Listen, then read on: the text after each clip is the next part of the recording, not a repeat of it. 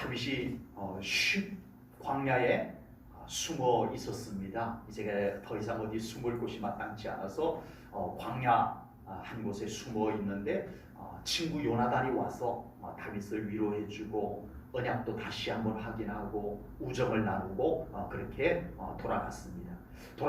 요나단이 돌아가고 난 뒤에 10사람들이 다윗을 사울왕에게 밀고를 합니다. 다윗이 여기 숨어 있습니다. 사울왕이 와서 다윗을 죽이십시오 하고 밀고를 합니다. 이 10사람들도 마찬가지인 것 같아요. 지난번 그일라 사람들이 다윗이 자기들에게 도와주고 은혜를 베풀었음에도 불구하고 배반하고 배신하고 그 다윗을 사울왕에게 일러 바치는 그런 그일라 사람들의 모습하고 비슷한 이유입니다. 이 10사람들도 다윗이 자기들 동네에 숨어 있다는 것이 불편했어요. 혹시라도 다윗 때문에 사울왕이 자기들을 해코지할까봐 그게 걱정이 되어가지고 자진해서 사울왕에게 다윗을 일러 바치는 그런 모습을 오늘 보게 됩니다. 다윗은 십광야에서 요나단을 만나가지고 이제 겨우 그 힘들고 어려운 마음을 친구로 말미암아 이제 좀 위로를 좀 받았는데 그 친구가 돌아가자마자 다시 또 사울왕이 10사람들이 다윗을 밀고 하고 그리고 사울왕은 이제 아주 도간에든 쥐다 하고 다윗을 죽이러 오는 위기가 또 찾아온 거예요. 우리가 사는 인생도 비슷합니다. 고난도 있고 위로도 있고 고난도 있지만 어려움도 있지만 은혜도 있고 우리가 그런 인생을 이 땅에 사는 날 동안에는 살아가는 거예요. 그런데 믿음의 사람은 무슨 차이예요? 우리가 예수님을 믿음으로 말미암아 어려움을 하나도 없고 좋은 일만 있으면 너무 좋겠는데 그럼 예수 안 믿을 사람이 없을 텐데 우리 예수님을 믿는 사람도 고난도 있고 위로도 있다는 거예요. 어려움도 있고 은혜도 있다는 거예요. 그런데 우리 믿음의 사람들의 차이는 뭐예요? 세상 사람들하고 똑같잖아요. 어려움 있고 좋은 일 있고 똑같아요. 그럼 우리는 뭔가 차이가 있어야 되는데 그럼 우리 믿는 사람의 차이는 뭐냐? 우리는 어려움도 있고 은혜도 있지만 우리는 은혜를 힘입고 살아가는 사람입니다. 아멘. 어려움 속에서도 찾아와 주시는 하나님의 위로를 받고 살아가는 사람입니다. 겉으로 볼 때는 똑같아 보여요. 예수 믿는 사람도 어려움 생기네. 안 믿는 사람들 그렇게 볼지 모르지만 우리는 알죠. 똑같아 보여도 달라. 우리에게는 하나님의 위로받는 은혜가 있어. 똑같지 않다니까. 겉으로 볼 때는 똑같아 보이지만 우리 속에는 믿음의 차이가 있어. 이것이 우리의 고백입니다. 우리 사랑하는 성도님들 어려움도 있지만 하나님의 위로가 더 크시기 바랍니다. 하나님의 위로는 조그만하고 고난만 잔뜩 끌어안고 살아가는 모습은 믿음으로 살아가는 모습이 아닌 거예요. 고난이 적지 않지만 고난이 만만치 않지만 그것보다 더 큰 하나님의 위로를 우리가 믿음으로 얻어내는 것. 예배드리고 기도하고 하나님과 동행하면서 그것을 경험해내는 것. 이것이 믿음으로 살아가는 거예요. 아멘. 그런 믿음의 삶이 다윗처럼 이루어지길 바랍니다. 다윗이 고난만 생각했다면 벌써 끝났어요. 게임 끝. 그런데 다윗이 은혜를 더 소중히 여기고 순간순간 하나님의 위로와 인도하심 그것 때문에 그는 승리할 수 있었던 거죠. 자, 10사람들이 다윗을 밀고 하는 내용을 보겠습니다. 본문 19절 20절 말씀입니다. 그때 10사람들이 기브아에 이르러 다윗에게 나와 이르되 다윗이 우리와 함께 광야 남쪽 하길라산 숲을 요새에 숨지 아니하였나이까. 그러하온즉 왕은 내려오시기를 원하시는 대로 내려오소서. 그를 왕의 손에 넘길 것이 우리의 10사람들의 뭐다? 의무래요. 의무. 무슨 이런 의무가 다 있대요? 이것은요 의무라고 말하는 것은 우리가 이스라엘 백성으로서 마땅히 다윗을 사울 왕의 손에다가 넘겨주는 것이 우리의 의무입니다라고 말하는 말 속에는 다윗은 죄인이고 사울 왕은 의인이다 이런 뜻이 담겨져 있는 거예요. 적어도 이스라엘 백성들이 이렇게 말했다면 다윗은 역적입니다. 다윗이 역적이라는 거. 그래서 저 역적 놈을 우리가 왕의 손에 넘겨주는 것은 우리가 꼭 해야 될 일, 마땅히 해야 될 일, 의무. 이게 성립이 되어버리는 거예요. 다윗이 무슨 잘못을 했죠? 10 사람들은 우리가 모르는 다윗의 잘못을 알고 있는 거예요. 없어요. 다윗이 역적이 될 만한 죄목이 없어요. 그런데 왜 다윗을 죽이는 데 넘겨주는 것을 자기들의 의무라고 말할까요? 핑계입니다. 변명입니다. 자기들의 그 비겁함을, 진짜 이유는 사울이 무서워서, 진짜 이유는 다윗이 잘못하지 않은 걸 알아. 다윗이 잘못하지 않은 걸 안다니까요. 근데 사울 왕이 혹시라도 자기들을 해코지 할까. 그래서 다윗을 사울 왕의 손에 넘겨주는 게 그게 진실인데. 겉으로 뭐라고 말해요? 저 역적놈을 우리가 왕의 손에 넘겨주는 것이 그게 우리가 해야 될 도리인 거지요. 합리화시키는 거예요. 10 사람들은요, 진실을 외면하고 비겁한 행동을 하는 거예요, 지금. 그런데 자기들이 그 진실을 숨기고 비겁한 행동을 하는 것을 합리화시키기 위해 가지고 다윗은 역적이다 이렇게 말하는 거예요. 저 역적놈은 우리가 붙잡아서 왕에게 넘겨줄게요. 그것이 우리가 해야 될 도리인 거죠 라고 말하는 겁니다. 여러분, 일제강점기 때 일본인 우리 한국의 기독교인들에게 뭘 요구했어요? 강요했어요? 신사참배해! 이거였어요. 그래서 모든 조선인들이 신사참배를 합니다. 그때 우리 기독교인들이 두 부류로 나눠집니다. 한 부류는 우상숭배인 신사참배는 우리는 못합니다. 그래? 너 죽일 거야. 신사참배 하면 살려주고 신사참배 안 하면 죽일 거야.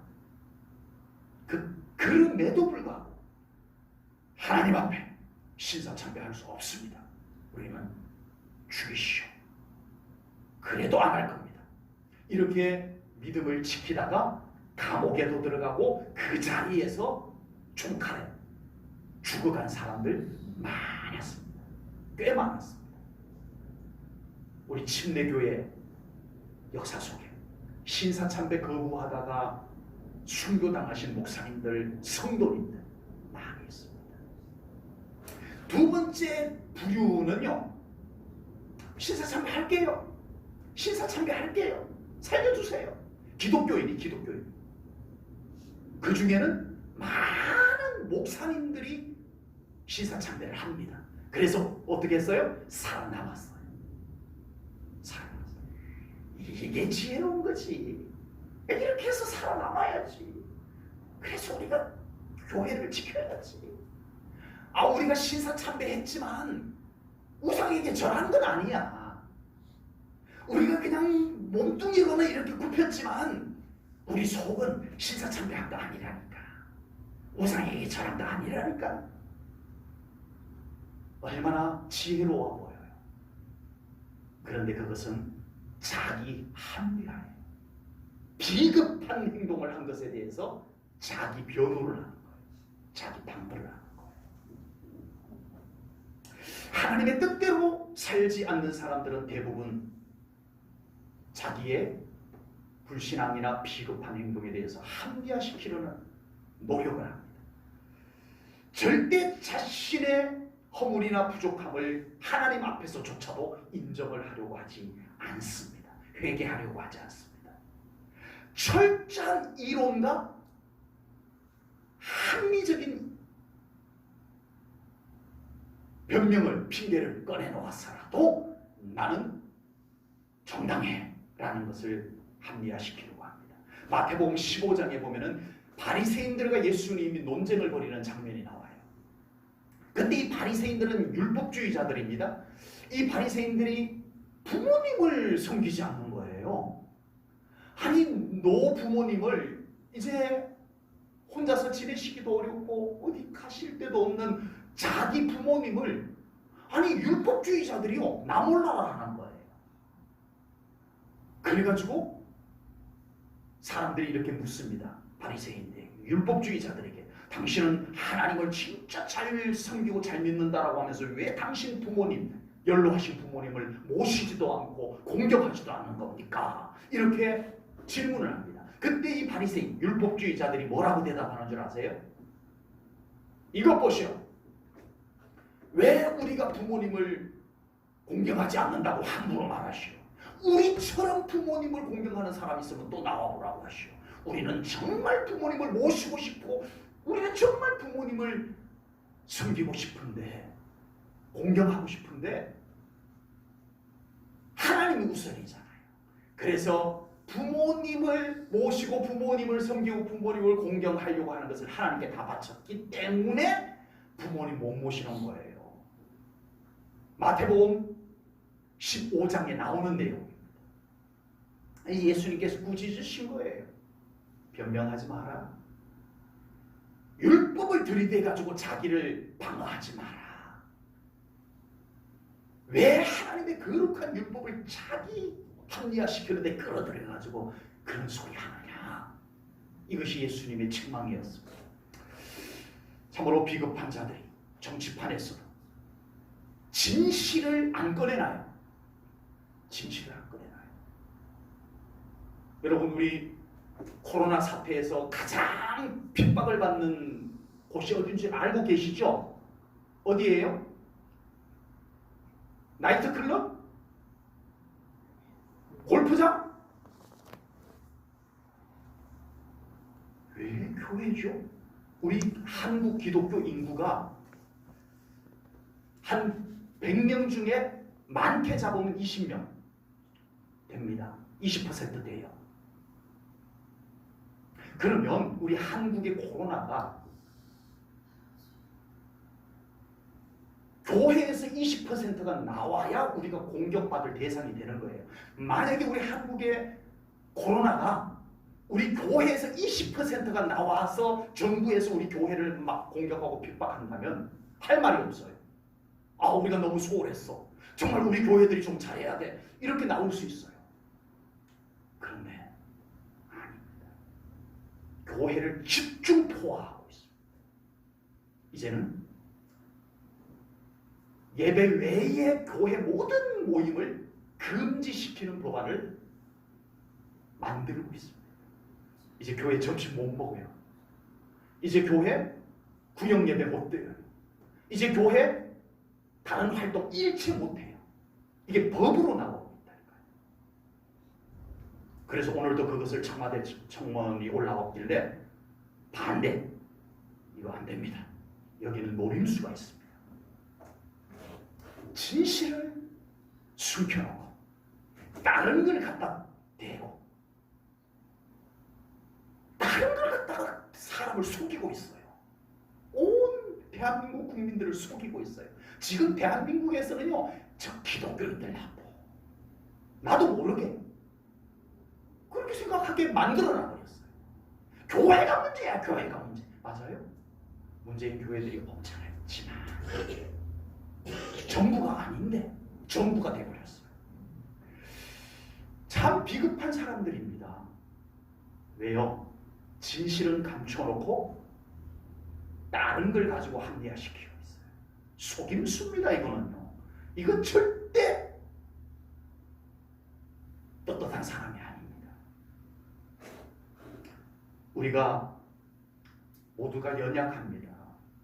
우리는 모두 허물이 있고 실수가 있고 부족합니다. 우리는 하나님 앞에 서야 합니다. 아멘. 조금 전에 나라 일에 대해서 코로나 일에 대해서 말씀을 드렸지만 이제는 우리 자신에게 적용해 보겠습니다. 우리는 모두가 하나님 앞에 서야 됩니다. 모든 것을 알고 계시는 하나님. 아멘. 그 하나님 앞에 우리가 설 수 있는 모든 것을 인정하고 하나님 긍휼히 여겨주세요. 하나님 용서해 주세요. 저를 받아주세요.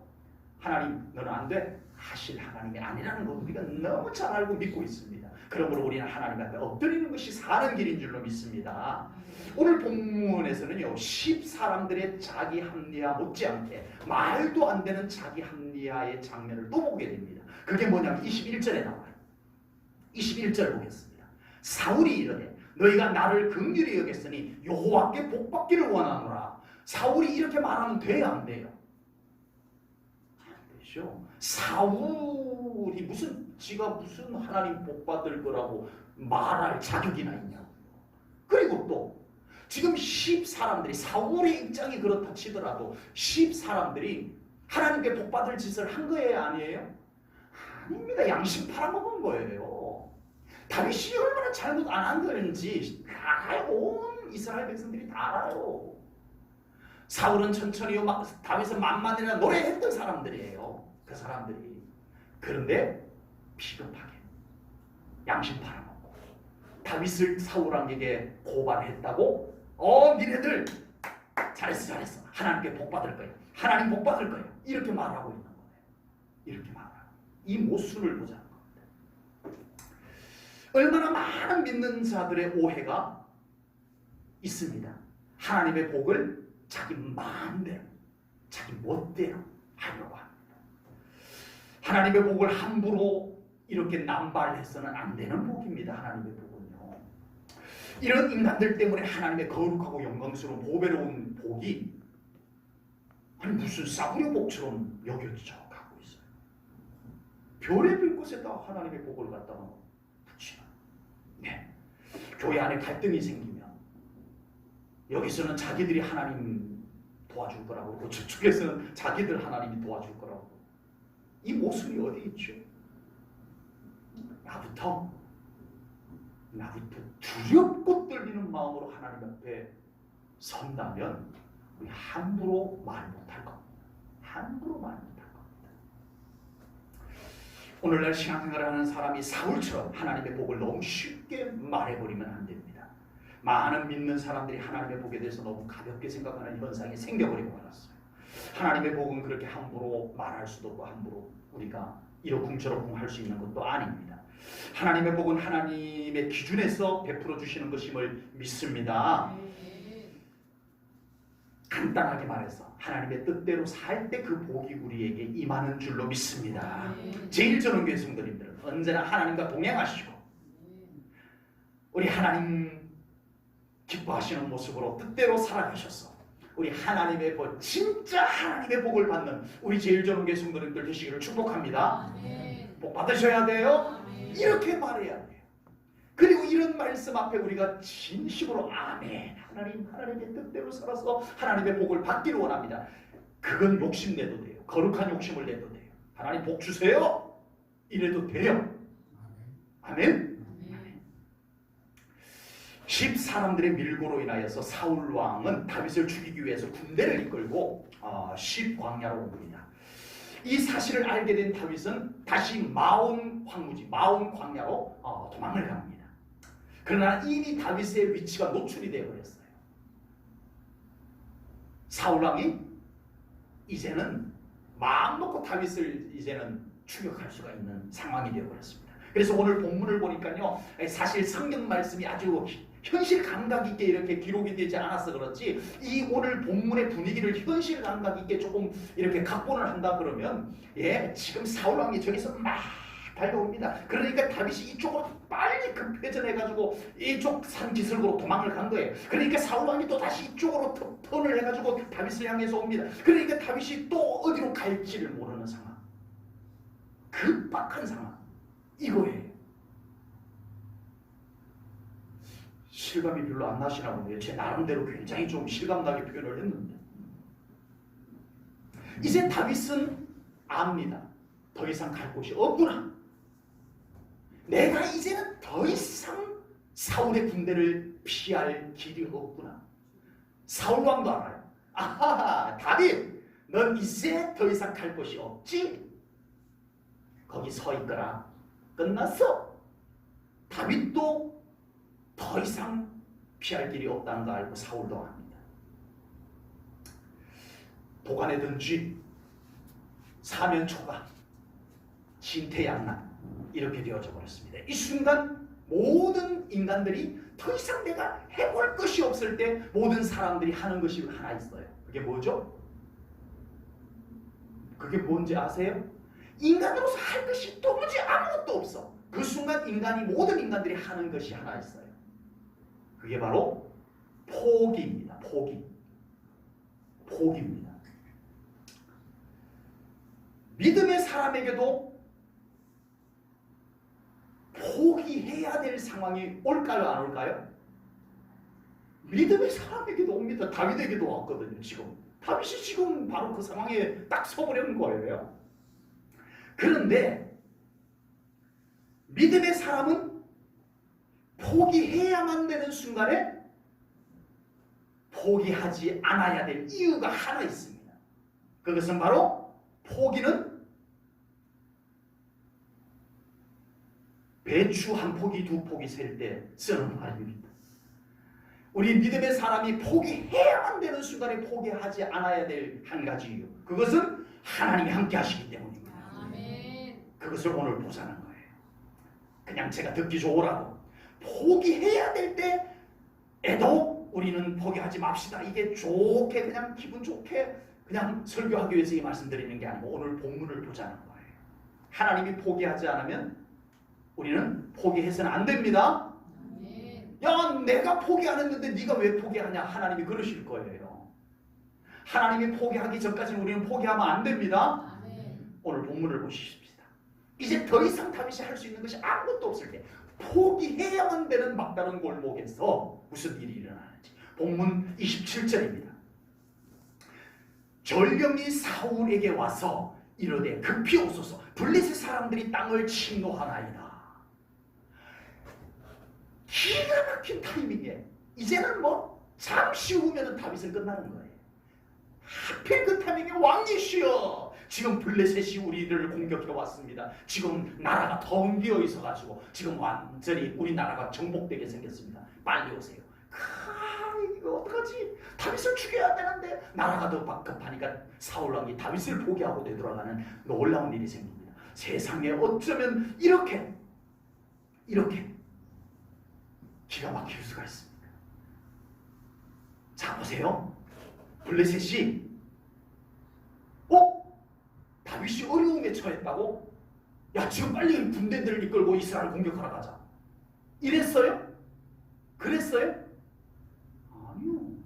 블레셋은 평소에 저 이스라엘을 어떻게 공격을 좀 해야 되겠는데 타이밍이 별로 없네. 그러고 있는데 사울왕이 군대를 내려오서 다윗을 죽이러 나갔다는 첩보가 온 거예요. 이때다 하고는 블레셋은 자기들 계산으로 자기들 생각으로 이스라엘을 공격했을 뿐이에요. 그런데 그것이 뭐에 딱 맞았어요? 다윗이 위기를 극복하는가 하고 딱 맞닥뜨려버린 거예요. 이럴 때는 우리 성도님들 할렐루야 해야 되는 거예요. 아니, 세상에 우연도 어떻게 이렇게 우연일 수가 있냐고요. 아니, 다윗이 재수가 좋아도 어떻게 이렇게 재수가 좋을 수가 있냐고요. 아닙니다. 우연 아닙니다. 재수 좋았던 게 아닙니다. 하나님의 작품인 줄로 믿습니다. 우리가 살아가다 보면은 정말 우연 같은 일들이 많이 일어나요. 여호수아가 2명의 정탐꾼을 보냈는데 들통이 나고 말았어요. 여리고 성 안에 정탐꾼이 들어왔다는 첩보가 확 퍼져버렸어요. 그래서 여리고 성 안에 군대가 2명의 간첩을 이 여호수아가 보낸 정탐꾼을 잡으러 쫙 풀려버렸어요. 그때 이 2명의 정탐꾼이 다급하게 막 어디 숨을 곳을 찾다가 기생 라합의 집에 들어간 거예요. 아니, 어떻게 찾아가도 그렇게 기생 라합의 집에 찾아갑니까? 아니, 기생 라합은 이미 소문으로 하나님을 믿고 있었던 거예요. 그리고 이 정탐꾼은 목숨을 걸고 숨겨주는 거예요. 그리고는 하나님에 대한 자기의 믿음을 고백을 하는 거예요. 아니, 세상에 여리고성이 얼마나 넓은데 어떻게 도망을 간대 그 길을 도망가냐고요. 여러분, 우연이 아닙니다. 하나님이 준비해 놓으셨고 라합을 준비해 놓으셨고 아멘.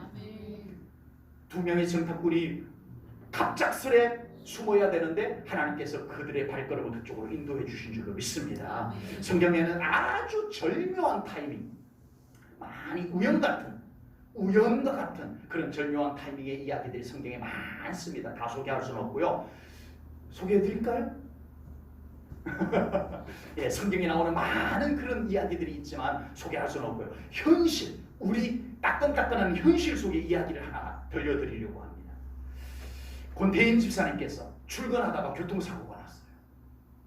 그래서 병원에 갔습니다. 권태인 집사님은 몸이 좀 피곤하고 아팠어요. 그 무렵에. 그 와중에도 새벽에 나와서 기도하고 나면 또 하나님이 주시는 새 힘을 가지고 또 그날 또 출근해요. 그런 권태인 집사님이기 때문에 몸속에 안 좋은 병이 생겨도 그것을 그냥 넘어가실 그런 분인 걸 저도 알지만 하나님도 아셨던 것 같아요. 그런데 교통사고가 나서 이런저런 검사를 합니다. 피 속의 염증 수치가 높다는 게 나오고요. 그리고 조금 더 검사를 해보니까 이거 지금 황달까지 올 수도 있습니다. 빨리 큰 병원으로 가서 검사를 해보세요. 늦으면 안 됩니다. 빨리 하세요. 예, 병원에서 막 독촉을 해가지고 가서 담낭에 어려운 병이 있다는 것을 발견하게 되었습니다.